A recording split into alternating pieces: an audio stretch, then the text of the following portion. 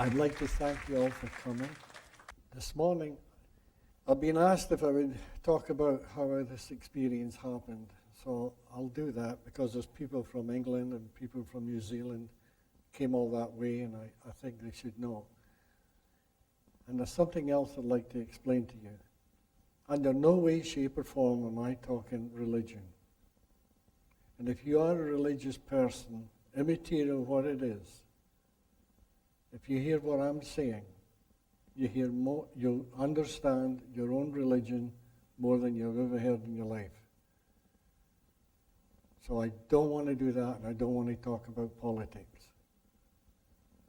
I just want to talk about truth. And 34 years ago,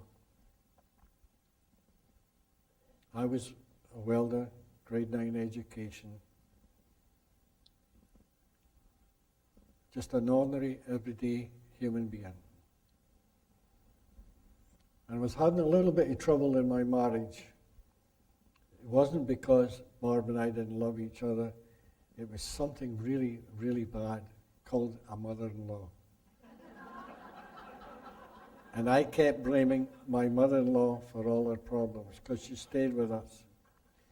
And during that time, if you remember, in the early 70s was a kind of hippie time. A lot of people were going to these awareness groups.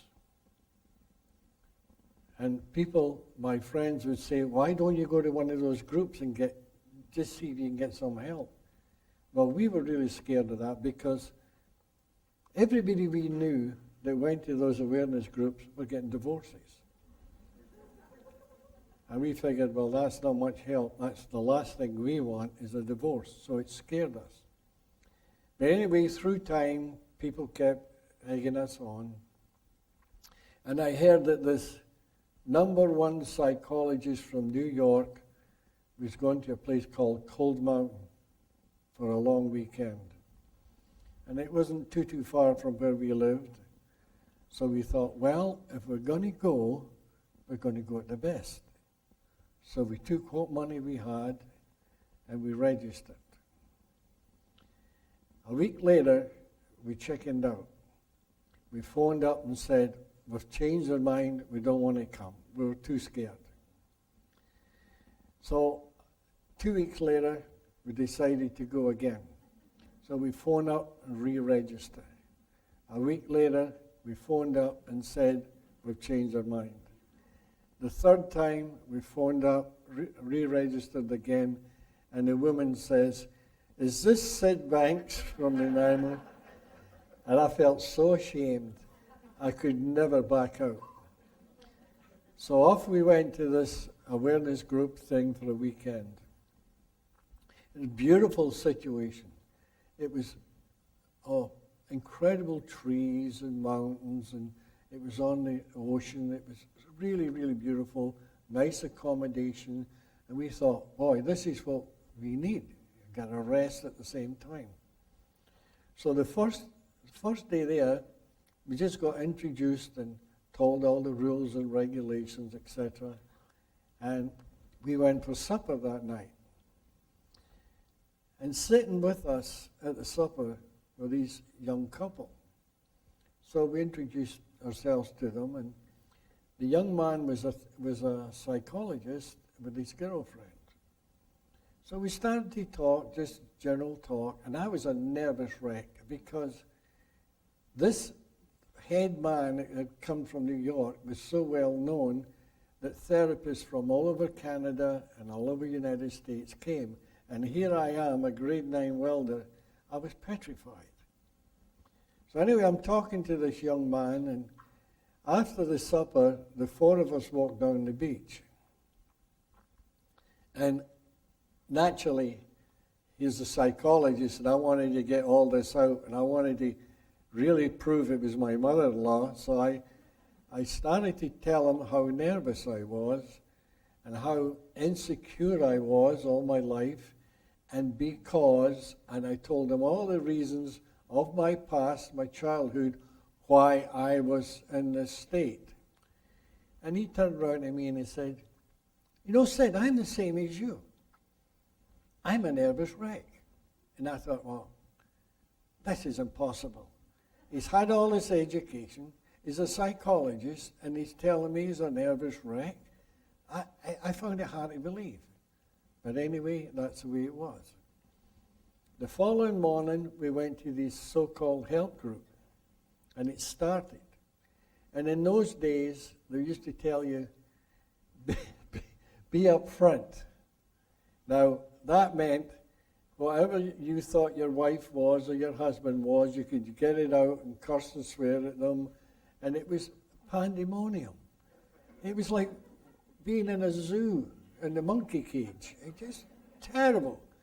As a matter of fact, it was so bad, one of the trainers slapped this other woman over the face and told her she was an egotistical ass because she'd had a nose job. And when it was finished, I looked at Barb, and she's shaking her head. She says, why did we ever come here? This is the worst, horrible situation I've ever put myself in my entire life. I want to go home. And I agreed. There was no help there. It was total pathetic. So I said, okay, tomorrow we'll go home.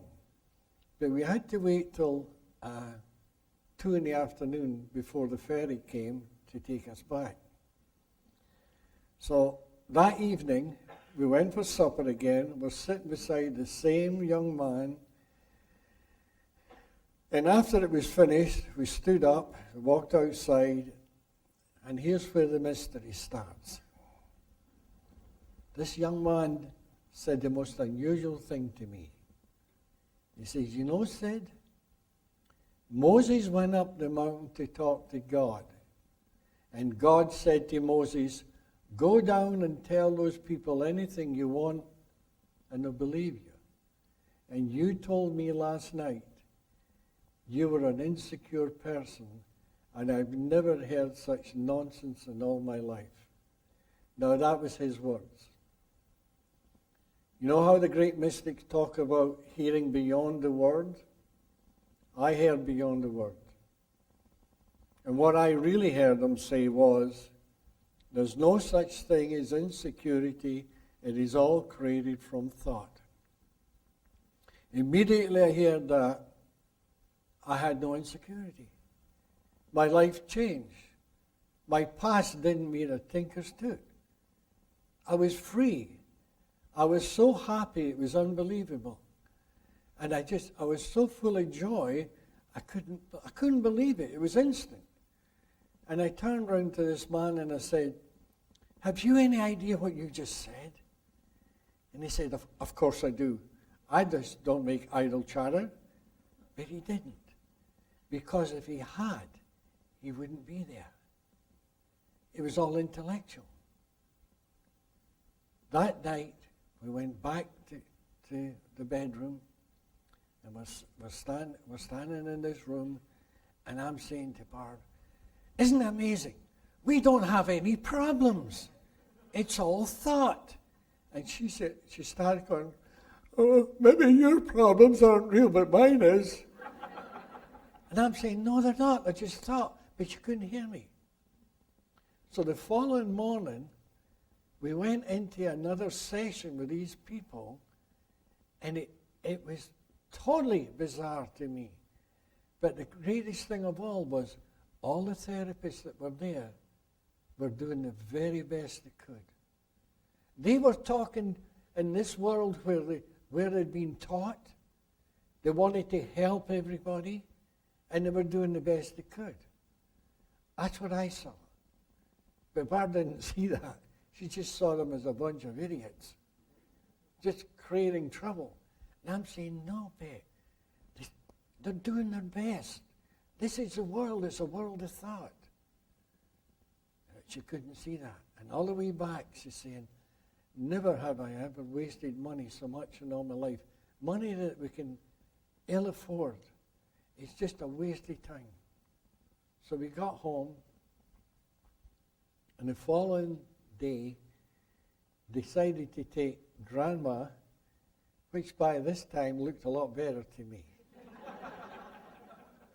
We took her over to Salt Spring to a little family cottage, and we in the cottage, got it all set up.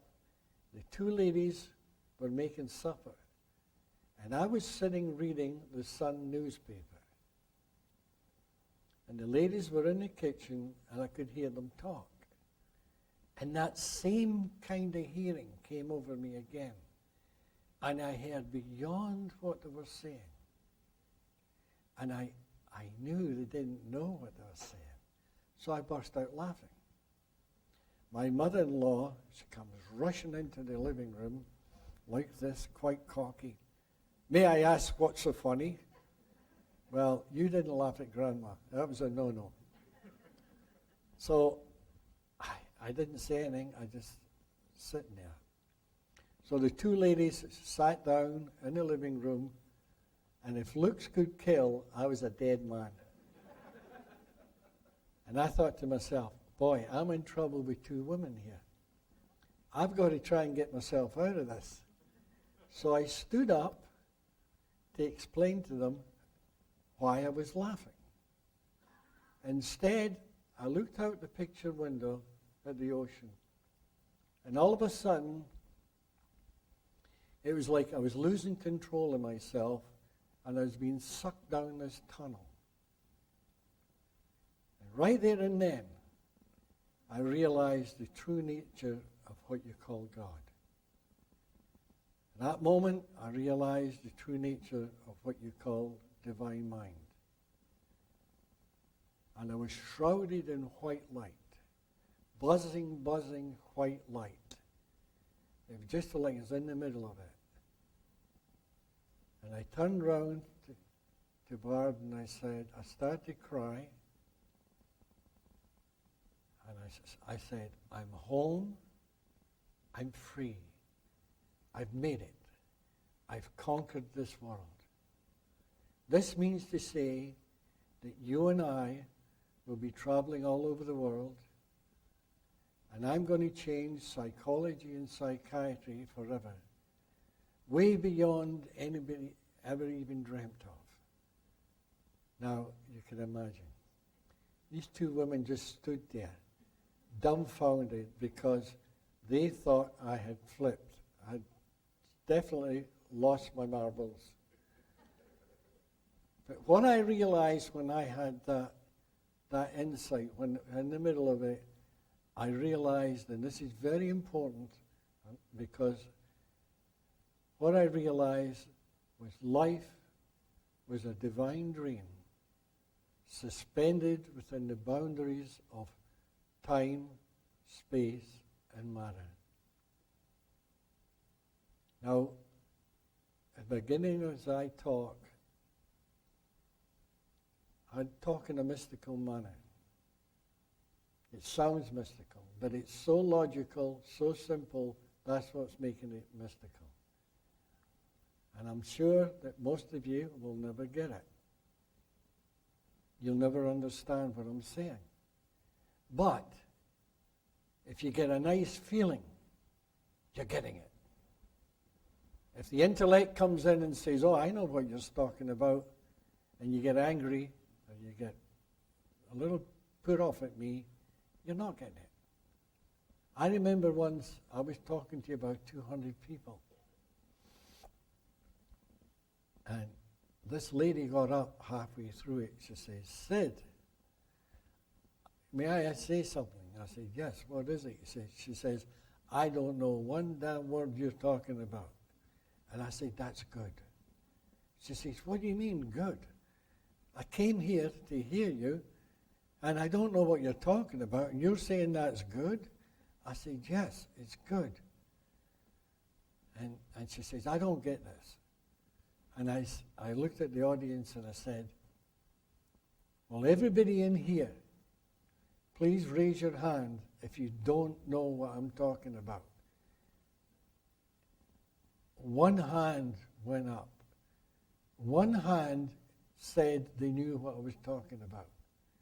And that one hand argued with me all night.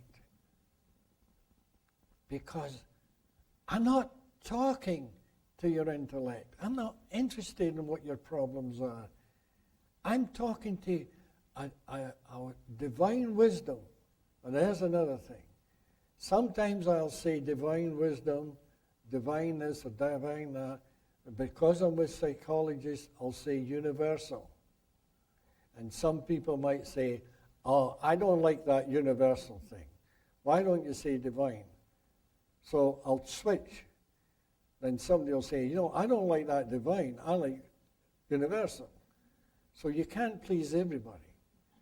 And this is why I'm telling you, ignore my words.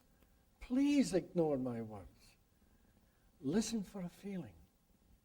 Because I am not talking to your intellect. I'm not interested in who you are, what you've done, what you will do. I'm not interested in that.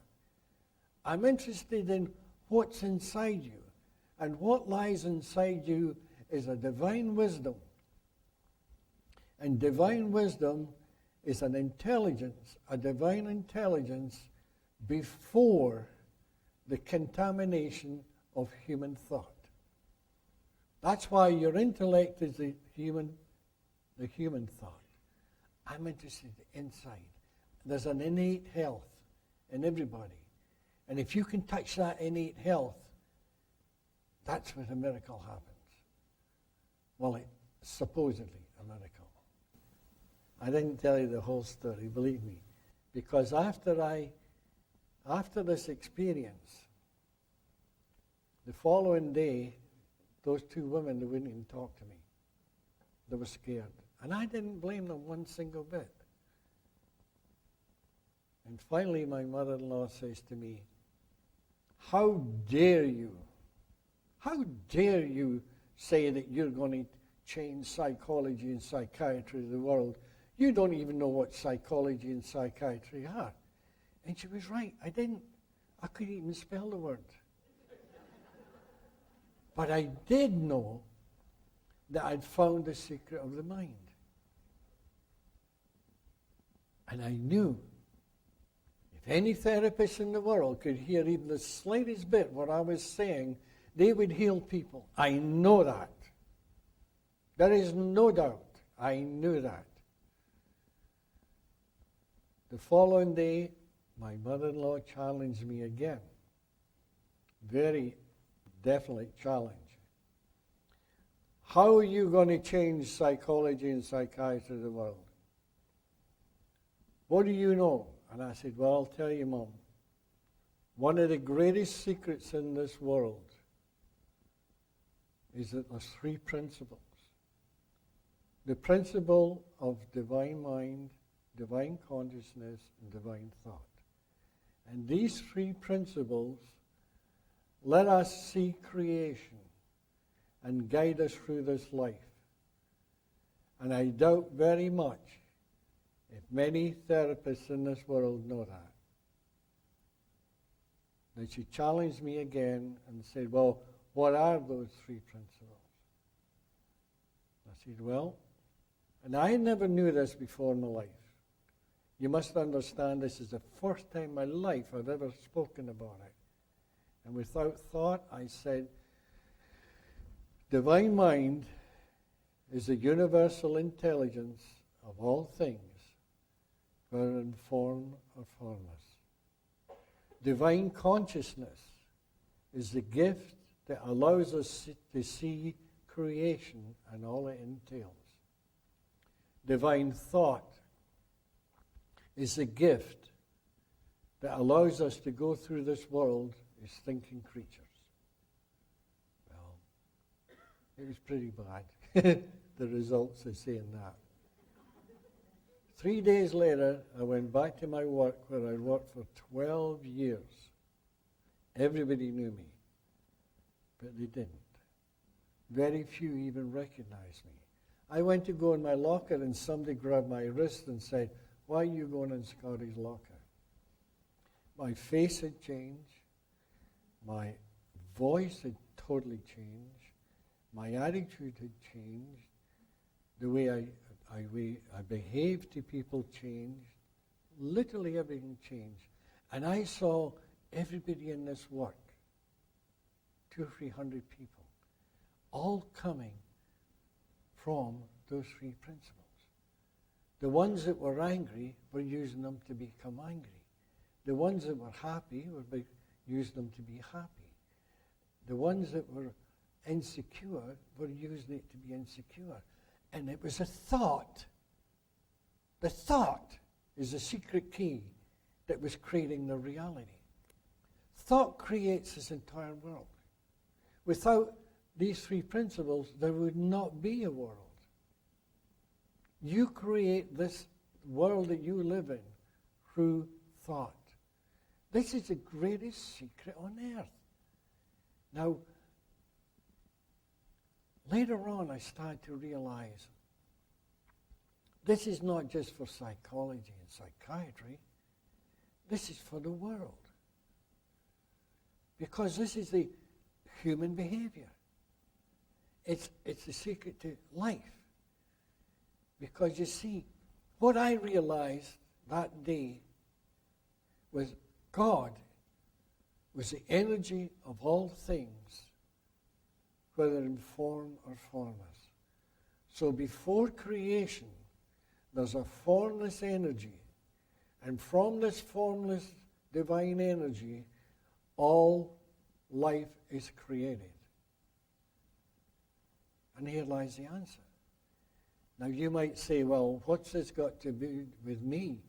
I'm a psychologist, I'm a psychiatrist, I'm a social worker, I've got a problem with my marriage.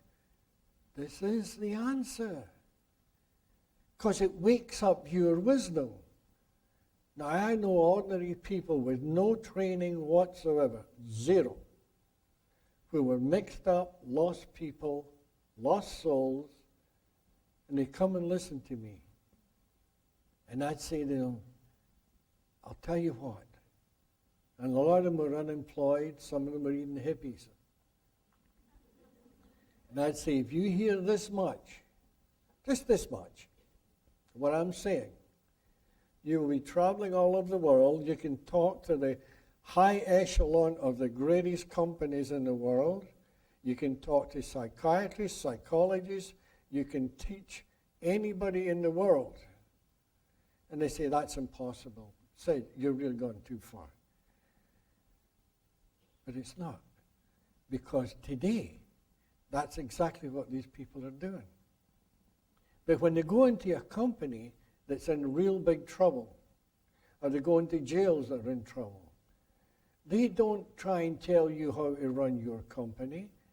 Or if they go into a university, they're not trying to tell you how to be a psychologist or psychiatrist. That's none of their business. They don't know anything about it.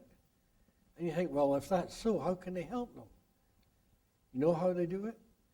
They talk to the wisdom that's inside you. And they bring your wisdom alive, and when it comes alive, then you become wise. You become a wise doctor, a wise businessman, a wise policeman, a wise anything, because it's your wisdom. And that wisdom that's inside is 1,000 times more powerful than the intellect. Because you are connected. See, when you're born, you come in from really nothing. You come into a world of form. And that world of form, as soon as you come in, you start using the three principles. When these three principles, you see this divine illusion. And this divine illusion to you is real. And you work through this divine illusion, and the name of the game is go find yourself.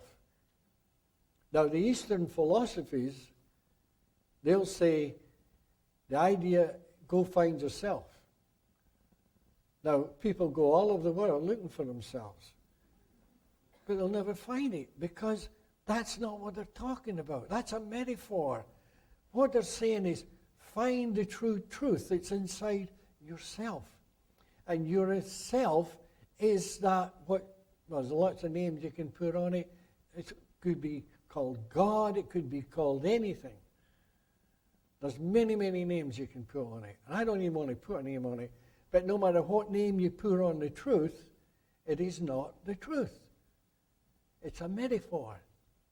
If I say to you, I saw this beautiful tree, I'm not telling you what a tree is.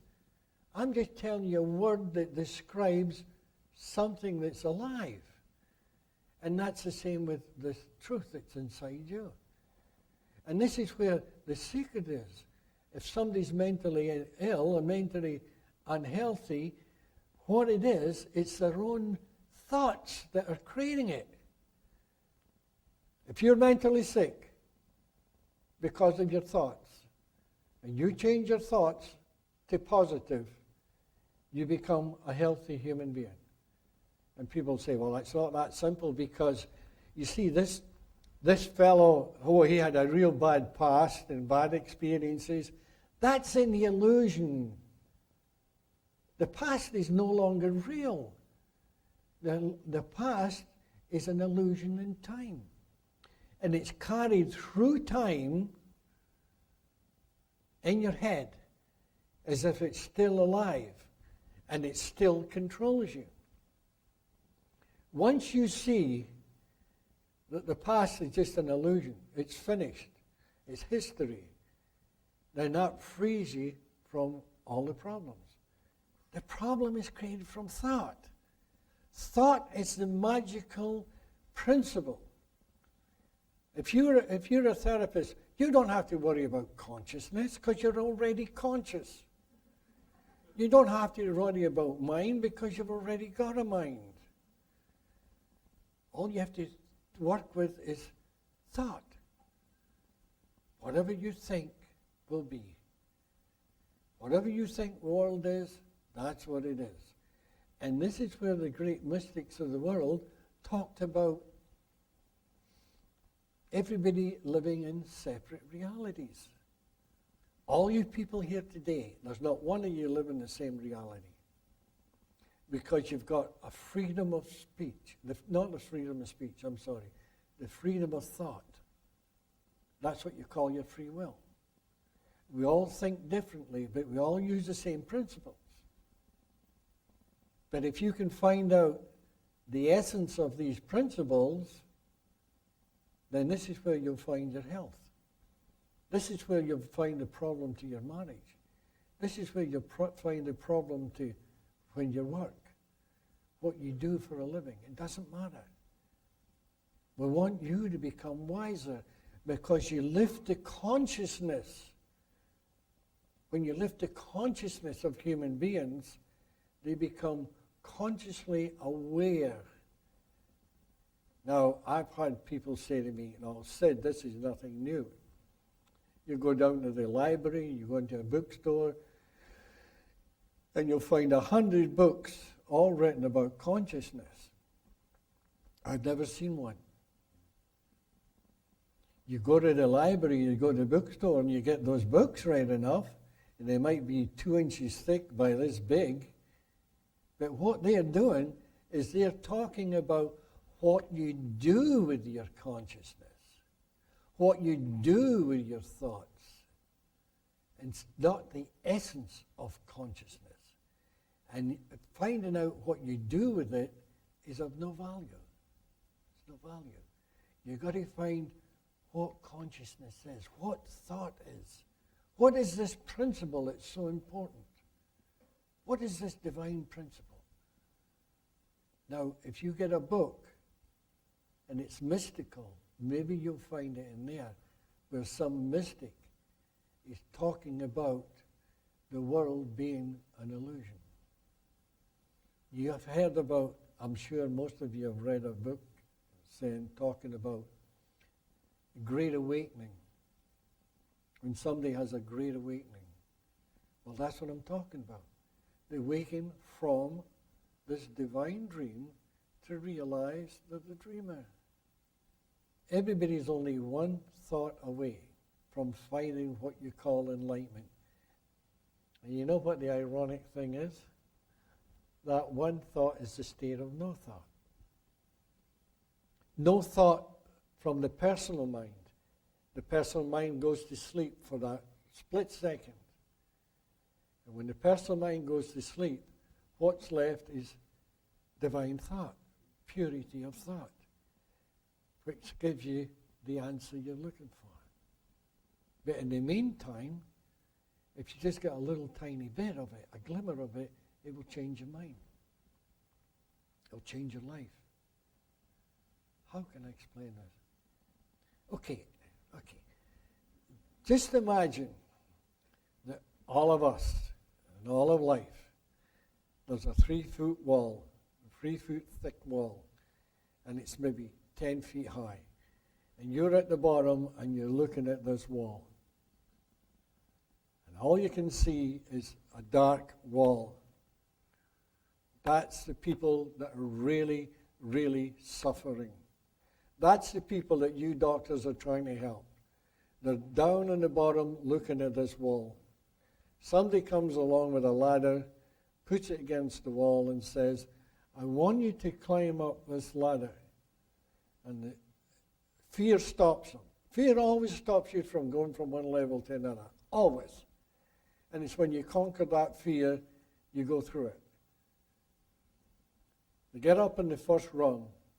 Now they're already away from the wall a little bit, so it's a little bit better. They go up higher, higher. Then all of a sudden, they see very, very little, and they see beyond the wall, there's a little bush, and it's green, and a bit of sky. And they say, wow, I didn't know life was like this. And the mystic will say, well, I told you it was there. Well, why didn't you tell me before? I say, I've been telling you for years, but you won't listen. All those wise people from the beginning of time have always said this. So anyway, through time, you start going up the ladder. And each rung of the ladder is a level of consciousness. You go up the ladder another rung, and you see beyond the bush, and there's lawn, green lawn, and there's trees. You keep going up, then there's beautiful skies and lakes. And all of a sudden, you get to the top of the ladder, and everything looks beautiful. You're seeing the world as is. And you're standing on top of this wall, and you're saying to people, why don't you come up here? The sun's shining. What sun? There's lakes. What lakes? They don't see it. And it's not until they start walking up. Then, when you get to the top, you realize there is no wall. It's all an illusion. You were at the top of the ladder all the time. And that's how it works.